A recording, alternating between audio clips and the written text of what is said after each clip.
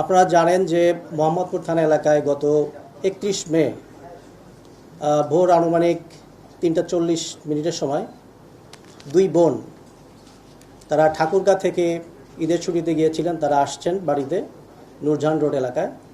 আসার পরে ঠিক তারা মালামাল নিয়ে যখন বাসার গেটে যখন নামেন, ঠিক সেই সময়ে একটা পিকআপ ট্রাক সহ 3 জন তারা আসেন। এসে তাদেরকে চাপাতি দিয়ে ভয়ভীতি দেখিয়ে তাদের কাছ থেকে একটা ট্রলি ব্যাগ, একটা হ্যান্ডব্যাগ সহ আর একটা ব্যাগ, হাত ব্যাগ ছিল যেটা, সেটা তাদেরকে ভয়ভীতি দিয়ে ছিনতাই করে নিয়ে চলে যায়।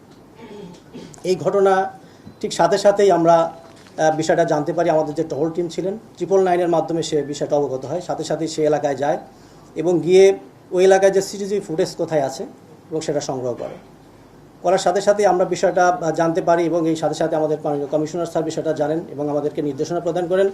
এই বিষয়টা আসলে কারা এই চক্রটা দ্রুত আমাদেরকে আইডেন্টিফাই করার জন্য নির্দেশ প্রদান করেন। এই প্রেক্ষিতেই আমরা ওই বিষয়টা ভিডিওটা নিয়ে আমরা কাজ শুরু করি। ইতিমধ্যেই ওই ঘটনার যে ভিকটিম ছিলেন একজন বোন হচ্ছেন, তিনি ব্যাংকার। তিনি বাদী হয়ে গত 1 তারিখে আমাদের একটা মামলা প্রদান করেন। সেই মামলার ভিত্তিতে আমাদের তদন্তকারী কর্মকর্তা সহ মোহাম্মদপুর থানা এলাকার একটা চৌকস টিম এসি মোহাম্মদপুর জোনের নেতৃত্বে নারায়ণগঞ্জে অভিযান পরিচালনা করা হয়। সেইখান থেকে আমরা এই ঘটনার সাথে যে আপনার ভিডিও প্রদর্শন দেখেছেন যে একজন লোক ব্যাগ এবং ট্রলি যেটা ছিল ট্রাকে উঠিয়ে নিয়ে যাচ্ছিল, ওনার নাম হচ্ছে আনোয়ার হোসেন। আমরা তাকে প্রথমে গ্রেপ্তার করি। গ্রেপ্তার করার পরে তার দেয়া তথ্যের ভিত্তিতে নারায়ণগঞ্জের বন্দর থানা এলাকায় বিভিন্ন জায়গায় অভিযান পরিচালনা করে ওই ছিনতাইয়ের ঘটনায় যে ব্যাগ ছিল, এরপরে ছিনতাই আপনারা দেখেছেন যে ট্রাক ছিল একটা, এই ট্রাক এবং যে চাপাতি যে ভয় ভীতি দেখিয়ে তাদেরকে যে অপহরণ করা হয়েছিল, যে জিনিসপত্র নেওয়া হয়েছিল, আমরা সেটা উদ্ধার করে আমরা নিয়ে আসি এবং পাশাপাশি RAF 11 তাদের সহায়তায় আমাদের যে আরেকজন আসামি ছিল জুয়েল, তাকেও আমরা হাতে পেয়ে যাই। এই দুজনকে নিয়ে আমরা মোটামুটি অভিযান পরিচালনা করি এবং এইখানে যে আমাদের যে ছিনতাইয়ের ঘটনায় বেশ কিছু মালামাল এখন আমরা উদ্ধার করতে পারিনি, যেটা আমাদের অভিযান অব্যাহত রয়েছে, আমরা পাবো। বিশেষ করে একটা মোবাইল তারা নিয়েছিল, আমরা চেষ্টায় আছি বেশ কিছু সময়ের মধ্যে হয়তো আমরা মোবাইলটা উদ্ধার করতে পারবো। এই ঘটনায় আমরা 2 জন গ্রেপ্তার করেছি এবং এই ঘটনার সাথে আরও কিছু জড়িত রয়েছে, আমরা তাদেরকেও আইডেন্টিফাই করেছি। খুব অল্প সময়ের মধ্যেই হয়তো তাদেরকে আমরা আটক করতে সক্ষম হব।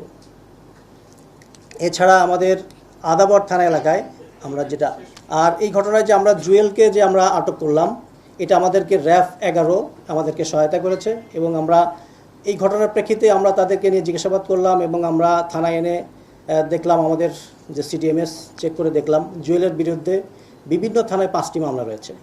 এর মধ্যে তার বিরুদ্ধে দস্যুতা মামলা 2টি, ডাকাতি মামলা 1টি এবং নারী শিশু নির্যাতনের 2টি মামলা রয়েছে এবং এই মামলাগুলো বিজ্ঞ আদালতে বিচারাধীন রয়েছে। আমরা আর কিছু এই যে অপরাধী যারা, এরা এখান থেকে মোহাম্মদপুর এলাকায় তারা থাকতো, তারা এই এলাকার ঘটনা তারা এখানে বেশ পরিচিত।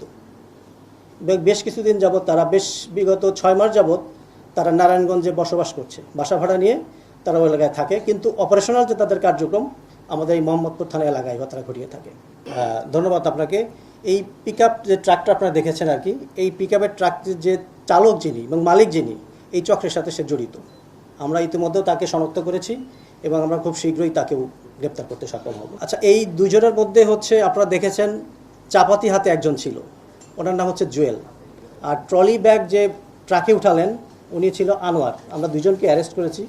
আর এর সাথে আমাদের এখন পর্যন্ত যে পাচ্ছে মাস্টার মাইন্ড হিসেবে একজন, আমি তদন্তের স্বার্থে তার নাম এখানে বলছি না, আমরা তাকেও আইডেন্টিফাই করেছি, আমরা তাকেও অ্যারেস্ট করতে সক্ষম হব। আর লুণ্ঠিত যে তার কাছ থেকে যে মালামাল নিয়েছিল, এই ট্রলি ব্যাগ একটা ছিল, আপনারা দেখেছেন ট্রলি ব্যাগ যেটা, এটা আমরা উদ্ধার করতে পারিনি। এই ট্রলি ব্যাগটা যেটা হয়েছে, একজন বিষয়টা আমরা যখন অ্যারেস্ট করি তখন অন্যজন জানতে পেরে তার স্ত্রীকে সে সংবাদটা দিয়েছে, যার কারণে আমরা এটাও জানতে পারছি স্ত্রী ট্রলি ব্যাগটা নিয়ে বাসা থেকে বের হয়ে গিয়েছেন। আচ্ছা, ধন্যবাদ আপনাকে। এই যে ছিনতাইকারী যেটা, আমরা এই এলাকায় কিন্তু বেশ পরিচিত মুখ সে। আমরা কিন্তু এই ভিডিও নিয়ে এবং তার PCPR যেটা আছে এটা নিয়ে আমরা যাচাই বাছাই করতে যখন শুরু করলাম, তখন আমরা বিভিন্ন সোর্সের মধ্যে জানতে পারলাম যে সে আর এই এলাকায় থাকে না। তারপরে আমরা তথ্য প্রযুক্তির সহায়তা নিয়ে আমরা দেখতে পারলাম যে সে বেশ কিছুদিন যাবতই এই লোকটা সে নারায়ণগঞ্জ বন্দর থানা এলাকায় সে বাসা ভাড়া নিয়ে বসবাস করছে। পরবর্তীতে আমরা গোপনে আরও অনুসন্ধান করলাম, পরবর্তীতে গোপন সংবাদের ভিত্তিতে আমরা ওই থানা এলাকায় আমরা অভিযান পরিচালনা করলাম, করে আমরা এই আনোয়ারকে অ্যারেস্ট করলাম। ধন্যবাদ আপনাকে। আসলে আপনি কিন্তু দেখেছেন যে আমাদের তেজগাঁ বিভাগে বিশেষ করে মোহাম্মদপুর থানা এলাকা বা আদাবর থানা এলাকায় সকল এলাকায় আমাদের যে পুলিশ থানা রয়েছে এবং পাশাপাশি আমাদের পুলিশ ক্যাম্প রয়েছে এবং ফাঁড়ি রয়েছে, আমরা কিন্তু প্রত্যেকটা জায়গায় কিন্তু কমিশনার স্যার নির্দেশ অনুযায়ী কিন্তু ফোর্সের যে ডিপ্লয়মেন্ট যেটা আমরা কিন্তু বাড়িয়েছি। আর আপনি যেটা বললেন আমাদের যে ঘটনাটা কিন্তু ঠিক বাসার সামনে এসে ঘটনাটা ঘটেছে। আমাদের প্রত্যেকটা এলাকায় আমরা কিন্তু বিশেষ করে আমাদের থানা এলাকায় বেশ কিছু মোবাইল পার্টি এবং কিলো পার্টি থাকে, আপনার টহল পার্টি যেটা থাকে, এবং এইটা কিন্তু তারা বিশেষ করে বাস স্ট্যান্ড এলাকা যে এলাকাগুলোতে লোকজন খুব ভোরে এসে নামে, তারপরে খুব ভোরে এবং অনেক জায়গায় অফিস আদালতে মানুষ চলে যায়, আমাদের মোবাইল পার্টিগুলো কিন্তু এই এলাকায় আমরা টহল সেটা কিন্তু আমরা জোরদার করেছি। এবং আপনার পাশাপাশি আমরা প্রত্যেক দিনেই বিশেষ অভিযান আমরা প্রিভেন্টিভ যেটা কোনো ঘটনা ঘটতে না পারে, আমরা কিন্তু বেশ কিছু প্রত্যেক দিনই আমাদের তেজগাঁ ডিভিশন থেকে প্রায় 70-80 জন করে আমরা অ্যারেস্ট করছি বিভিন্ন অপরাধের সাথে যারা জড়িত। এই যে আমাদের প্রিভেন্টিভ অ্যারেস্ট চলছে, তারপরে আমাদের টহল জোরদার কার্যক্রম আমরা আরও বাড়িয়েছি। এইভাবে আমরা চেষ্টা করছি এবং এদের মানুষকে আপনাদের মাধ্যমে আশ্বস্ত করতে চাই কোনোভাবেই কেউ ভীত হওয়ার কোনো কারণ নাই। আমরা সবসময় ঢাকা মেট্রোপলিটন পুলিশ জনগণের সেবায় আমরা সবসময় পাশে রয়েছি।